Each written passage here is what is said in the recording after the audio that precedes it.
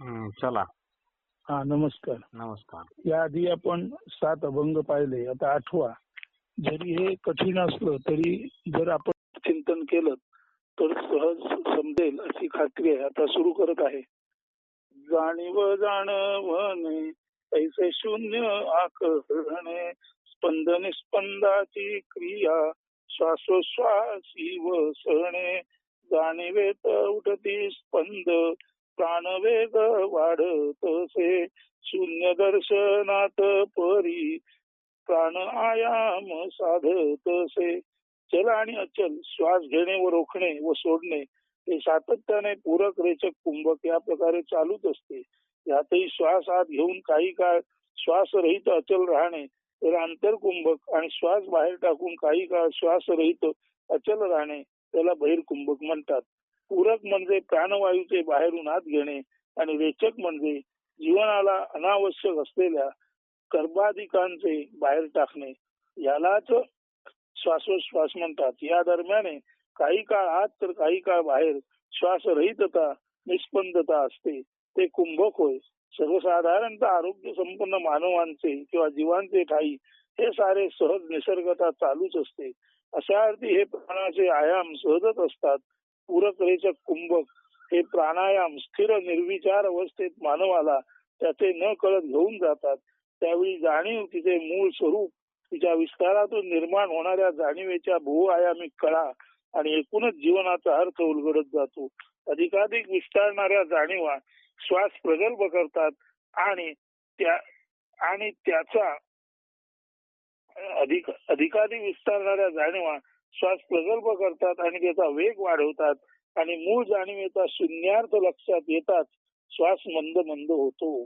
म्हणजे जेव्हा आपण पूरक करतो आणि श्वास अधिकाधिक दीर्घ घेतला जातो, त्यावेळेला आपण चिंतनामध्ये जे जाणवत असतो त्याच्यासाठी अतिउत्कट असल्यामुळे अशा वेळेला श्वास प्रगल्भ होतो, दीर्घ कुंभक होतो, आणि एकदा का मूळ जाणीवेचा शून्यार्थ म्हणजे सर्वाच्या ठिकाणी मूळ शून्य आहे ते लक्षात आलं की श्वास निसर्गता मंद मंद होतो.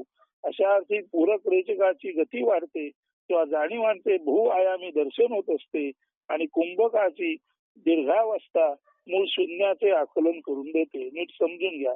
अशा अर्थी पूरक रेचकाची गती वाढते किंवा जाणीवांचे बहुआयामी दर्शन होत असते, आणि कुंभकाची दीर्घावस्था मूळ शून्याचे आकलन करून देते. पूरक रेचक गती वाढ म्हणजे जाणीव व त्यातून विस्तारणाऱ्या मायारूपी जगाचे दर्शन. या उलट पूरक रेचक मंदता किंवा मंद श्वसन म्हणजेच कुंभक किंवा रिक्त कुंभातील रिक्तता, मोकळी पोकळी किंवा जीवाची जीव पूर्व म्हणजेच जगोद्भवापूर्वीची मूळ शून्यावस्थाची अवस्था मनपटलावर अवतरणे. प्राणायाम या शब्दातील आयाम याचा अर्थ नियमन कंट्रोल असा, नियमन म्हणजे कंट्रोल असा आहे. पूरक रेचक गतीतील वाढ म्हणजे जाणीवेतून विश्वाचे होणारे प्रसरण, आणि या गतीतील स्तब्धता म्हणजेच मूळ शून्याचे स्पष्ट दर्शन. अर्थात हे नियमन सहज स्वाभाविकच असल्याखेरीज हे तत्वाचे ज्ञान होत नाही. कुंभक शून्यावस्था अशी पद व त्याचा शून्याधार समजून येतो. कुंभकामध्ये असताना कुंभक शून्यावस्था अशी पद व त्याचा शून्याधार समजून येते किंवा त्याचा शून्याधार समजून येतो, तेव्हा नकळत दृष्टी भ्रुकुटी मध्यावर स्थिर असते. करायचे काहीच नसते तर जगरूपी इच्छित विलास चैतन्य क्रीडा व शून्यातील अशी पद मी वाहम रूपे मूळ शून्यासह विना आयास साक्षीत्वात अवलोकित होते, निरीक्षले जाते हे समजायचे असते. येथे करायचे काहीच नसते तर दीर्घ श्वसनाबरोबर जाणीवा विकसित होतात, आणि स्वाभाविकच दीर्घ श्वसनाने पूरक करताना जाणीवा विकसित होतात, आणि जेव्हा ते दर्शन झाले की स्वाभाविकच अंतरकुंभक होते. त्या अंतरकुंभकामध्ये शून्यत्व जाणवते, आणि अंतरकुंभकात जाणीवेच्या मुळाशी असलेलं शून्य जाणवलं की स्वाभाविकच जेव्हा रेचक केलं जातं तेव्हा ते अत्यंत मंदपणे श्वास जो असतो तो उच्छ्वासित होतो. याचा अर्थ असा की जे जग शून्य आहे कळल्यानंतर आपली उत्कंठित ताणलेली अवस्था सैल होते, आणि माणूस रेचकाद्वारे स्वाभाविकपणे जगाचं शून्यत्व त्याला कुंभकात कळल्यानंतर रेचकाद्वारे उच्छ्वासाद्वारे माणूस ते रेचक अत्यंत शांतपणे आणि मंदपणे करतो. म्हणून म्हटलं आहे की करायचे काहीच नसते. परत लक्षात घ्या, अर्थात हे नियमन सहज स्वाभाविकच असल्याखेरीज हे तत्वाचे ज्ञान होत नाही. कुंभक शून्यावस्था अशी पद व त्याचा शून्याधार समजून येतो तेव्हा नकळत दृष्टी भ्रुकुटी मध्यावर स्थिर असतेच असते. करायचे काहीच नसते तर जगरूपी चिद्विलास म्हणजे चैतन्य क्रीडा व शून्यातील अशी पद म्हणजे मी वा हम रूपे मूळ शून्यासह विना आयास सायास साक्षीत्वात शून्यातील अशी पद अवलोकित होते, निरीक्षले जाते, ते समजायचे असते. आता हा प्राणायाम कसा असतो का? प्राण ऊर्मी उठती फुटती बहु वेगे जाणी वेत शांत निवांत सहज होती परी त्या नेणी वेत जाणीव नेणीवी सहज प्राणायाम मुनी मुनी साधत से प्राणायाम मौन साधुरी मुनी सहज साधुत्वा पावतसे मौनी साधुत्वा पावतसे. पाठी पाहिल्याप्रमाणे आता परत ऐका. प्राण उर्मी उठती फुटती बहु वेगे जाणी वेतो शांत निवांत सहज होती परित्या नेणी वेत जाणीवी नेणीवी सहज प्राणायाम मुनी साधत असे मौन साधुनी मुनी सहज साधुत्वा पावत असे. पाठी पाहिल्याप्रमाणे प्राणांचे तीव्र आगम निगम किंवा आवेगी श्वासोश्वास चालू असतो किंवा जाणीवेचे विश्व ज्ञानाचा प्रखर प्रकाश विस्तारित होतो. मात्र शांत निवांत श्वास चालू असतो तेव्हा जाणता मी किंवा अहम निवांत होतो. असे मी वा अहमचे निवांत होणे हे निवत निवत त्याचा अंत होणे नष्ट होणे म्हणजे कर्त्याच्या कर्तेपणाचे सहज नष्ट होणे असते. निवत निवत अंत होणे म्हणजेच कर्त्याचा कर्ताभाव मावळणे असते. ध्यानामध्ये प्रथम जाणीवेचे विश्व विस्तारते तेव्हा अहम प्रदीप्त धगधगतात तीव्र आवेगी असतो. नंतर मात्र क्रमशः अहम जागेपणीत सुषुप्तावस्थेत गेल्यासारखा म्हणजे दीर्घ प्रदीर्घ कुंभकात जातो. तो निवांत होतो तेव्हा त्याला सर्वांच्या मुळाशी असलेल्या अमर्याद सुषुप्त चैतन्याची शून्यावस्था कळते. Perception of infinite dormant energy at shunya. Perception of infinite dormant energy at shunya म्हणजे इन्फिनिट डॉर्मंट एनर्जी आहे जी अनंत सुप्त चैतन्य आहे त्याचं परसेप्शन. अनंत सुप्त चैतन्याचं परसेप्शन किंवा जाणीव म्हणजे शून्य. अशा अर्थी जेव्हा हम निवांत होतो तेव्हा त्याला सर्वांच्या मुळाशी असलेल्या अमर्याद सुषुप्त चैतन्याची शून्यावस्था आकळते. अमर्याद सुषुप्त चैतन्याची शून्यावस्था आकळणे म्हणजे perception of infinite dormant energy at शून्य. हेच ते जाणवणारे पण कधीही न प्रकटणारे सर्व दृश्याचे अदृश्य अधिष्ठान. तर साधू जाणीव व नेणीवेत अहम आणि त्याच्या निवांततेत भ्रामक वा मिथ्या दृश्य जगत आणि त्याचे मुळाशी असलेले अदृश्य पण शाश्वत अचल अढळ शांत निवांत शून्य अधिष्ठान जाणून केवळ अस्नेपणे निरुपाधिक अमनी किंवा न मनी रूपे मनाचा व देहाचाही लय साधलेला असतो. हेच प्राणांचे सहज नियमन आणि अशा प्राणायामात मौन साधून मुनीचे सहज साधुत्वास प्राप्त होणे असते. आणि हेच प्राणांचे सहज नियमन आणि अशा प्राणायामात मौन साधून मुनीचे सहज साधुत्वास प्राप्त होणे सातत्याने चालू असते. तत्व याचा अर्थ भाव असा आहे. म्हणून तत्वज्ञान म्हणजे मूळ व शाश्वत शून्य भावाचे आकलन आणि तेथे दृढ राहणे. तत्व याचा अर्थ भाव असा आहे. म्हणून तत्वज्ञान म्हणजे भावाचे ज्ञान. हा भाव काय आहे तर मूळ जे मूळ आहे व जे शाश्वत आहे ते शून्य भावी आहे त्याचं आकलन होणे आणि तेथेच दृढ राहणे म्हणजे तत्वज्ञान प्राप्ती. पुढे जाणीव नेणी वेची अस्ति नास्ति सहज क्रीडा साक्षीत्वात मुनी साधू जगी परी जगावे गळा आगळा वेगळा छंद साधू कैवल्याचा वेडा विलोभनीय साधू जगी कीर्ती रूप केवडा. तर या प्रकारे सहज श्वासोश्वासात जाणीव नेणीव रूपी जगदाभास शून्यत्व आलटून पालटून येत जात राहते. म्हणजे या प्रकारे सहज श्वासोश्वासात म्हणजे नैसर्गिकरित्या स्वभावता प्राणायाम चालू असताना जाणीव रूपी जगदाभास आणि त्यानंतर शून्यत्व आलटून पालटून येत जात राहते. ही उमलण्या मावळण्याची क्रीडा अत्यंत अलिप्ततेने साक्षी भावात साधू अवलोकित असतो. खरे तर स्वतःमधून आत बाहेर होणारा अणुरेणू या थोकडा तुका आकाशा एवढा किंवा नथिंग टू एव्हरीथिंग असा हा आगम निगमादी व्यापार असतो. या सर्वांमध्ये साधू कैवल्याने केवळ असणेपणाने मात्र जगाच्या दृष्टीने असंबंधित असतो. असे निरुपाधिक असणे हा त्याचा सहज छंद असतो. तो या जगाच्या नश्वर येण्या जाण्याशी देहमनाने संबंधित नसतो. शरीर किंवा काया व मन ही केवळ माया असल्याचे तो जाणत असल्याने कुठल्याही नश्वरतेशी त्याचे काही देणे घेणे नसते. नश्वरतेशी नाते नसलेला साधू तत्वार्थाने भावार्थाने खरे तर ईश्वरच म्हणजे सर्वांचे नियमन करणारा असतो. असा हा मुनी साधू या विश्वामध्ये त्याच्या कीर्ती केवड्याच्या विलोभनीय सुगंधाने कीर्तिरूपी त्या केवड्याच्या विलोभनीय सुगंधाने असा हा मुनी साधू या विश्वामध्ये अखिल विश्वाला भूषणभूत म्हणजे अलंकारासारखा ठरतो.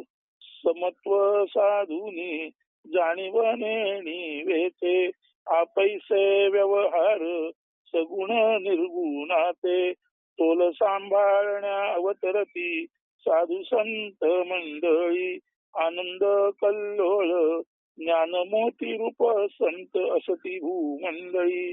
जाणीव नेणिवेचा सगुण निर्गुणाचा समत्वातील सहज म्हणजे आपैसे जाणीव नेणिवेचा सगुण निर्गुणाचा समत्वातील आपैसे व्यवहार म्हणजे सहज व्यवहार सांभाळण्यासाठी या जगात साधू संत येत असतात.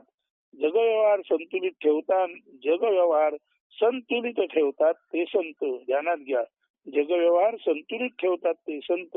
ते या भूमंडळाला आनंद कल्लोळाच्या भरतीचा लाभ आपल्या ज्ञानरूपी मोत्यांची पखरण करून वर्षाव करून देत असतात. वास्तवात संत स्वयेच ज्ञान मोती आनंद रूप कल्लोळ सुखसागर भरती असतात.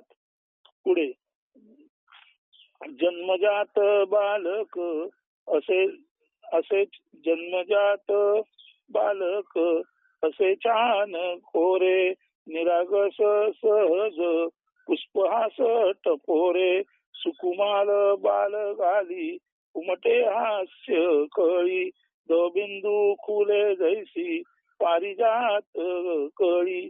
खरे तर जन्मजात प्रत्येक बालक अगदी कोरे निरागस आणि नुकत्याच उमललेल्या फुलाप्रमाणे प्रसन्न हास्याचे धनी किंवा मालक असते. ते टवटवीत आणि टपोरे असते आणि त्याच्या गालावर हास्य भरली छान खळी शोभून दिसते.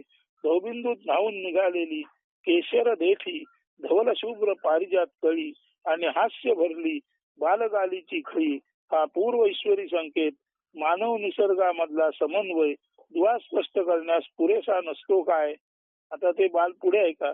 दुरदुडे चाले बाळ अवखळ निर्झर त्यासी न्याहाळती कौतुके आप्तवरचे वर गोड गोड सोनू म्हणत आलिंगती चुंबिती फुलजात गोत्र संस्कार रूपी बंदिवास देती. दुडदुड चालणारे बाळ एखाद्या अवखळ निर्झरासारखेच असते.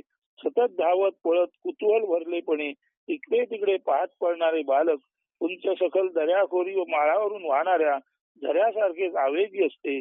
शेवटी ही असते नवचैतन्याची सळसळ.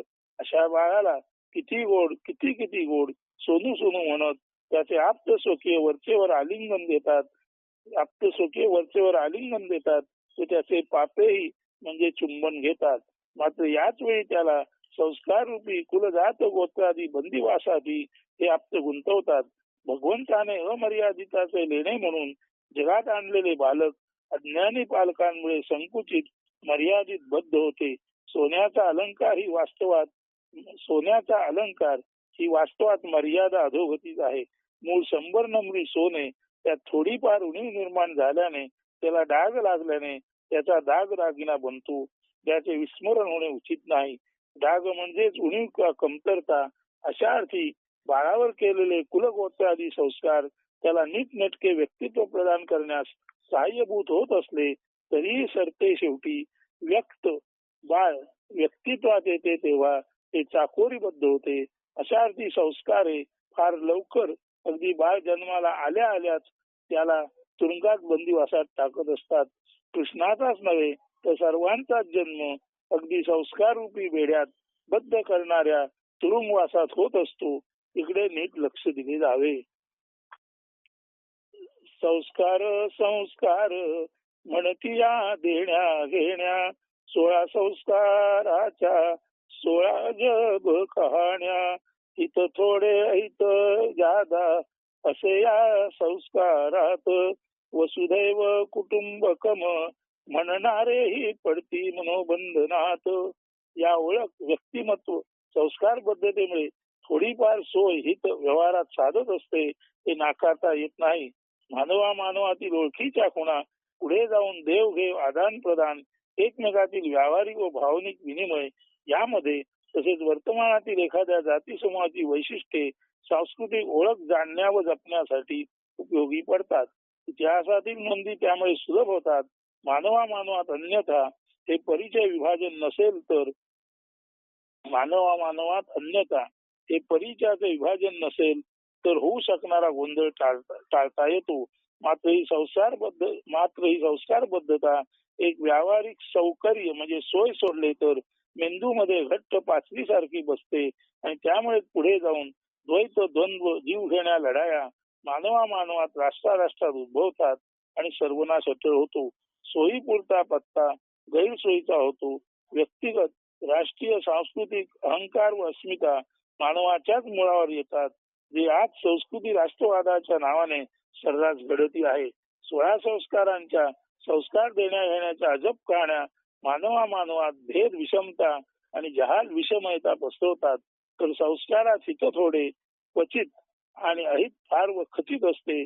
एरवी वसुधैव कुटुंबकम वरचेवर उच्चरवाने उद्घोषणारे प्रत्यक्ष व्यवहारात वैश्विक नसून गल्लीक बोळीक आणि आळीक म्हणजे गल्ली आणि बोळ आणि आळी पुरतेच असतात.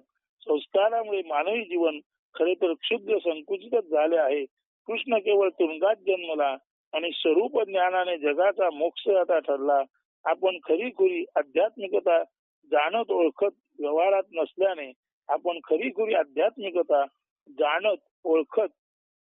या व्यवहारामध्ये नसल्याने जन्मापासून मरेपर्यंत संस्काराच्या तुरुंगातच खितपत पडले आहोत.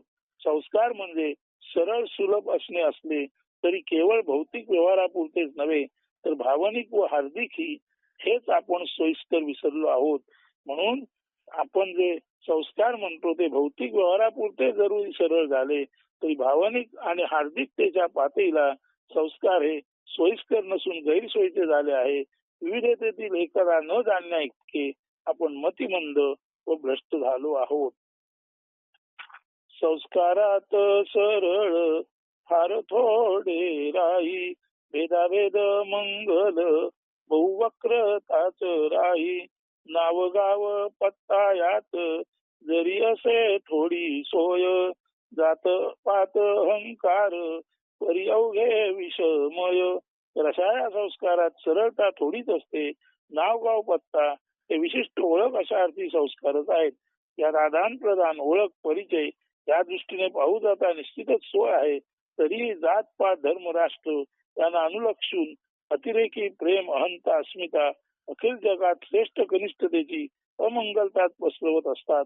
हीच ती संस्कारातील विषमयता. ती समजून उमजून योग्य व्यवहारने नको का घडायला. तर 15 पर्यंत आपले अभंग झाले. 16 पासून जे अभंग आहेत त्याचा आस्वाद पुढील निरूपणात घेऊ असतो. धन्यवाद.